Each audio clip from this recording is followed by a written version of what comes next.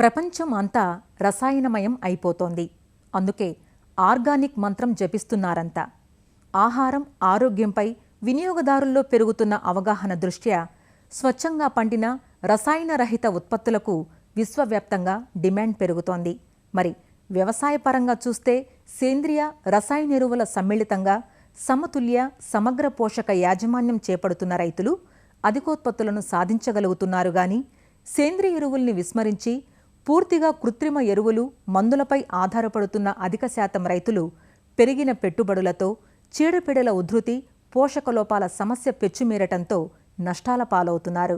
అయితే సంప్రదాయ సేద్యానికి భిన్నమైంది సేంద్రియ సాగు. సేంద్రియ వ్యవసాయం చేపట్టినప్పుడు దిగుబడి తగ్గినప్పటికీ ఉత్పాదక వ్యయం కూడా తక్కువగా ఉండటం, పండించుకున్న ఉత్పత్తులకు మంచి ధర ఉండటంతో ముందుగా మార్కెట్ అవకాశాలను అన్వేషించుకున్న రైతులకు సేంద్రియ వ్యవసాయం లాభాలను పంచుతోంది.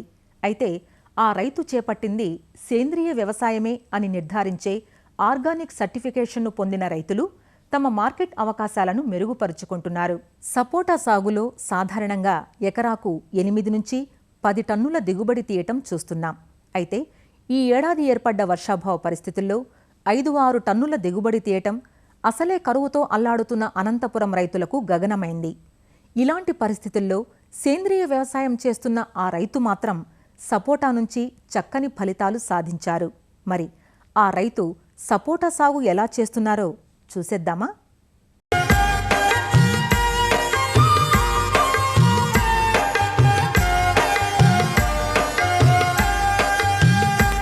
సుదూరాన కొండలు చూస్తే ఇదేదో మెట్ట ప్రాంతం, ఎడారిని తలపిస్తున్నట్లుగా ఉంది అనిపిస్తోంది కదూ.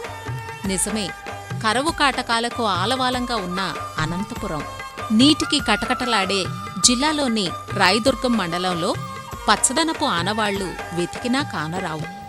వేరుశెనగ, జొన్న వంటి వర్షాధార పంటలతో విసిగి వేసారిన రైతు తిప్పేస్వామి మల్లాపురం గ్రామంలో పచ్చదనాల సోయగాలను పెంచారు.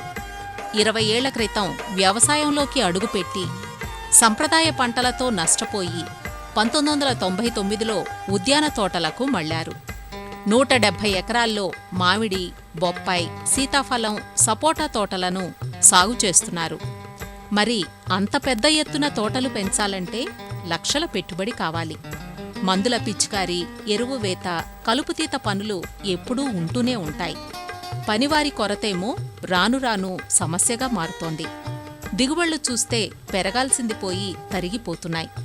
ధారపోయడమే గాని లక్షల పెట్టుబడి వెనక్కు వస్తుందన్న నమ్మకం లేదు. ఇంతలో సేంద్రియ వ్యవసాయం చేద్దామనే తలంపుతో సర్టిఫికేషన్ పొంది ప్రకృతి వ్యవసాయం గురించి విని సుభాష్ పాలేకర్ స్ఫూర్తితో వ్యవసాయం దిశను మార్చారు. మనం చూస్తున్నది సేంద్రియ సపోటా. 99లో నాటిన ఈ 25 ఎకరాల సపోటా తోటలో 2007 నుంచి సేంద్రియ వ్యవసాయం చేస్తున్నారు. ఇది కాళీపత్తి రకం. ఎటు చూసినా 28 అడుగులు పెట్టి ఎకరాకు 55 మొక్కలు నాటారు. ఏడాదికి 2 పంటలు, జనవరి నుంచి మార్చి వరకు ఒకసారి, జూన్ నుంచి ఆగస్టు వరకు మరోసారి కాపుకొస్తుంది. జనవరి నుంచి మార్చి పంట 60 టన్నులు, వర్షాకాలం పంట 40 టన్నులు, మొత్తం 100 టన్నుల దిగుబడి వస్తోంది ఈ 25 ఎకరాల నుంచి. అంటే ఎకరాకు 4 టన్నుల దిగుబడి. సేంద్రియ మార్కెట్లో టన్ను 30,000 నుంచి 40,000 రూపాయల ధర పలికినా ఎక్కువ మొత్తంలో అమ్మే అవకాశాలు తక్కువ. బహిరంగ మార్కెట్కే ఎక్కువ మొత్తాన్ని అమ్మాల్సి రావటంతో సగటున చూస్తే 15,000 రూపాయల ధర పడింది. అంటే ఎకరాకు 60,000 రూపాయల ఆదాయం. మరి ఖర్చు చూస్తే ఎకరాకు 20,000 అవుతోంది. అంటే 40,000 నికర లాభం. అదే సంప్రదాయ సేద్యంలో దిగుబడి తక్కువ, మిగులు ఉండేది కాదు. రోజూ పిచికారీలు చేయాల్సి వచ్చేది. సేంద్రియ సేద్యం చేపట్టి ఇప్పటికీ 8 సంవత్సరాలు కావటంతో దిగుబడులు స్థిరపడ్డాయి. రోగాలు రావు. అంతేకాదు, ఖర్చు చాలా తక్కువ అవటం వల్ల పెట్టుబడి పోతుందన్న భయం అసలే లేదు.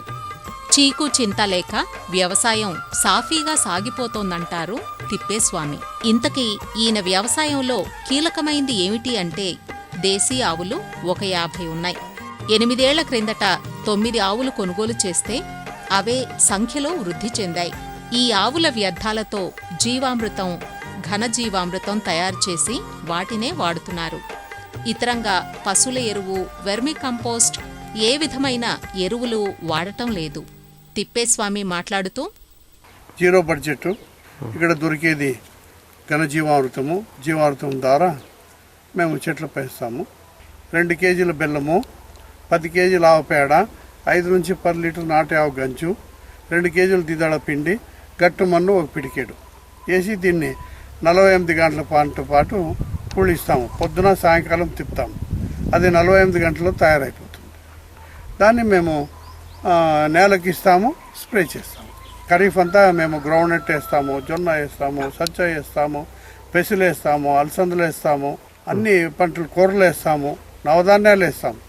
ఏది వేసినా కూడా మేము జీవామృతంతోనే వ్యవసాయం చేస్తాం. 2007 వరకు మేము కెమికల్ ఫర్టిలైజర్ చేసినాము. 2007 నుంచి యువతల మేము కంప్లీట్ జీరో బడ్జెట్ చేస్తుంటాము. We are very happy. మాకు 7-8 ఏళ్ళు కెమికల్ ఫర్టిలైజర్ అనుభవం ఉంది. ఇప్పటి వరకు 2014 అంటే 8 ఏళ్ళు జీరో బడ్జెట్ ఉంది. మాకు zero budget is very happy.